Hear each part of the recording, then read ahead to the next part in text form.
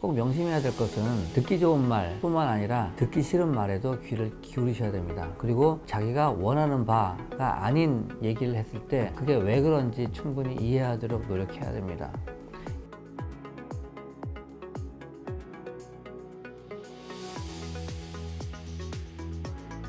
가슴 성형 재수술은 흔하죠. 그리고 제가 보기에는 점차 더 늘어나는 것 같기도 합니다.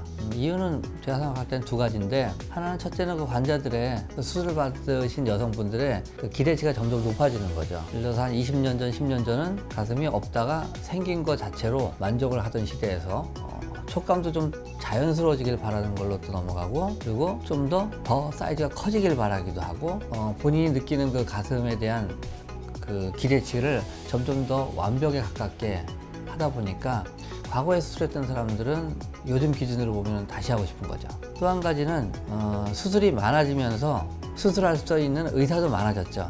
그러니까 아이러니하게도 수술하는 의사가 많아졌다는 것은 한 의사가 할 수 있는 케이스 숫자는 오히려 줄어들었다는 얘기도 됩니다. 과거에는 수술하는 의사가 많지 않을 때는 10명에서 100명을 책임졌다면, 요즘은 한 200명으로 환자가 늘어났지만 수술하는 의사는 한 40명이 됐다. 이런 식이죠. 의사 개개인이 할 수 있는 수술의 숫자가 오히려 줄어든 것도 있습니다. 그래서 메이저 병원들은 그렇진 않지만 그 외의 병원들은 수술 케이스가 오히려 줄었죠. 수술 경험이 상대적으로 적은 의사들에 의해서 수술이 많이 이루어지기 때문에, 그리고 환자들의 기대치는 점점 높아지고, 이러니까 재수술률은 점점 늘어나는 걸로 그렇게 보입니다.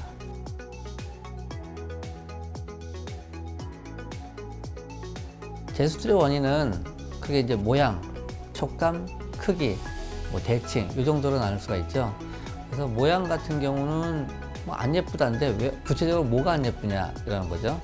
그래서 가슴 보형물이 너무 위쪽으로 올라가서 위가 불룩해지거나, 아니면 밑으로 너무 떨어졌거나, 또는 좌우가 다르거나, 가운데가 너무 벌어졌거나, 이런 것들이 모양 이상이 있을 수가 있고요. 그리고 촉감이 안 좋다. 촉감이 안 좋다 하는 것은 두 가지예요. 보형물에 티가 너무 나서 촉감이 안 좋은 경우가 있고, 그리고 피막이 너무 두꺼워져서, 즉 구형구축이 생겨서 너무 딱딱해서 촉감이 안 좋은 경우도 있을 수 있습니다. 그리고 그 외에는 보형물이 파열돼서 다시 하는 경우, 또는 더 좋은 보형물이 나왔기 때문에 다시 하는 경우, 이런 것들이 있을 수가 있죠. 꼭 그런 건 아닌데요. 난이도가 좀 더 높을 수는 있습니다. 그래서 위험이라기보다는 좀 더 어렵다라고 얘기할 수가 있죠. 물론 재수술 가운데는 첫 수술보다 오히려 쉬운 경우도 있습니다. 하지만 대부분의 경우에는 더 경우의 수가 많아졌죠. 예를 들어서 첫 수술도 수술 받는 분들이 여러 명들이 있을 때 각각의 조건들이 다 다르지 않습니까? 그래서 다른 경우에 대해서 다른 정도의 수술이 필요한데, 재수술의 경우에는 한 번 수술을 했기 때문에, 그리고 이 재수술을 하려는 이유가 다양하겠죠. 그러니까 변수가 많아진 거죠. 그래서 수술 전에 어느 정도 계획은 하고 들어가지만, 수술 중에 보면은 예기치 않았던 상황들이 많이 돌발 상황이 발생할 수가 있기 때문에, 그런 것들을 다 제쳐할 수 있는 그런 경험이 좀 많이 있는 경우에 재수술을 더 원활하게 할 수가 있는 것입니다. 여러 가지 케이스가 다양한 이유, 그리고 돌발 조건들이 여러 가지가 있는 경우, 일반 확대 성형은 백지에다가 그림을 그리는 건데, 재수술은 기존의 것을 교정을 한 다음에 수술을 해야 되잖아요. 그림 그려져 있는 걸 지우고 다시 그려야 되는 거랑 비슷한 거죠. 하지만 재수술하고 꼭 더 비용이 더 비싼 건 아닙니다. 재수술 가운데는 아까 말씀드렸듯이 첫 수술보다 오히려 용이한 경우도 있기 때문에, 그런 경우는 비쌀 이유가 없고요. 그런데 어떤 교정을 해야 될 게 많이 발생하게 되면 거기에 따라서 약간의 비용 추가가 있을 수 있습니다.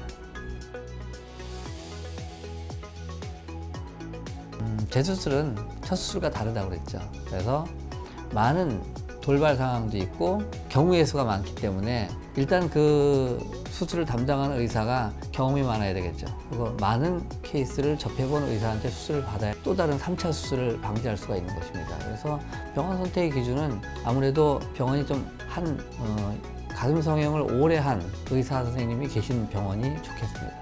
그 외에도 그 병원 자체가 가슴 성형을 하기 최적화된 시스템이 있는 게 좋겠죠. 그래서 수술 전과 수술 또는 수술 후 관리 같은 것이 체계적으로 이루어진 그런 병원이 아무래도 또 다른 실패를 막을 수 있는 지름길이라고 보입니다. 재수술은 다양해요. 그래서 회복 기간이 예를 들어서 우리가 첫 수술 때 회복 기간이 필요하고 통증이 유발되는 이유 가운데 대표적인 것은 가슴 근육이 팽창하기 때문에 그로 인한 통증 때문에 그렇습니다.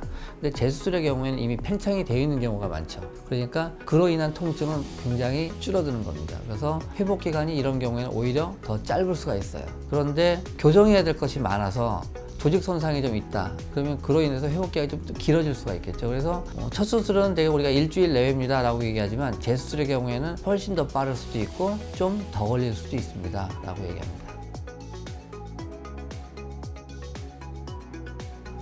재수술 후 관리도 첫 수술과 크게 다르진 않지만 케이스마다 약간씩 추가되는 관리가 있습니다. 예를 들어서 보형물 크기를 크게 하거나 줄이는 거는 특별한 관리가 필요 없지만 모양이 만약에 문제가 생겨서 했을 때 예를 들어서 가운데가 뚫리는 유방 합집증 수술을 했다. 그럼 가운데를 봉합을 해주는데 그게 틀어지지 않게 하기 위해서는 가운데를 눌러줘야 되겠죠. 또는 보형물이 위로 올라가서 윗블록 부작용이 있었다. 그럼 이걸 내려줬는데 다시 올라가지 않게 위를 눌러줘야 돼요. 아래가 너무 드롭다운 돼서 내려가 있는 경우 교정을 했다 그러면 다시 내려가지 않도록 한동안 아래 테이핑을 해서 눌러줘야 되겠죠. 그러니까 관리는 여러 가지가 있는데 대표적으로 우리가 많이 하는 구형구축 같은 경우가 이제 제일 까다롭습니다. 피막을 완전히 제거하고 촉감을 개선을 시켜놨는데 새로 들어간 보형물에 의해서 다시 피막이 생길 때 이 피막이 좀 부드럽게 형성되도록 유도해주는 그런 특수관리가 필요할 수가 있습니다. 그래서 재수술 후 관리 역시도 각각의 경우가 다르기 때문에 전문적인 그 관리센터에서 체계적으로 관리하는 게 중요하죠.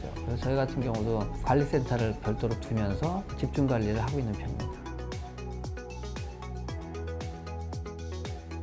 재수술 환자들은 한 번 실패를 겪었기 때문에 다시 수술하는 병원을 선택함에 있어서 굉장히 신중을 기하게 됩니다. 그래서 여러 군데 상담을 다녀보게 되는데 꼭 명심해야 될 것은 듣기 좋은 말뿐만 아니라 듣기 싫은 말에도 귀를 기울이셔야 됩니다. 그리고 자기가 원하는 바가 아닌 얘기를 했을 때 그게 왜 그런지 충분히 이해하도록 노력해야 됩니다. 예를 들어서 대부분의 가슴 성형은 유방의 흉터를 만들고 싶지 않기 때문에 겨드랑이 절개를 선호하게 됩니다. 그래서 1차적으로는 겨드랑이를 했다 하더라도 만약에 구형구축이 생겼을 때, 구형구축이라는 것은 들어간 보형물 주변에 피막이 두꺼워져서 얘를 압박해서 생기는 겁니다. 그래서 이에 대한 재수술은 이 피막을 제거하는 과정이 필수적인 과정이에요.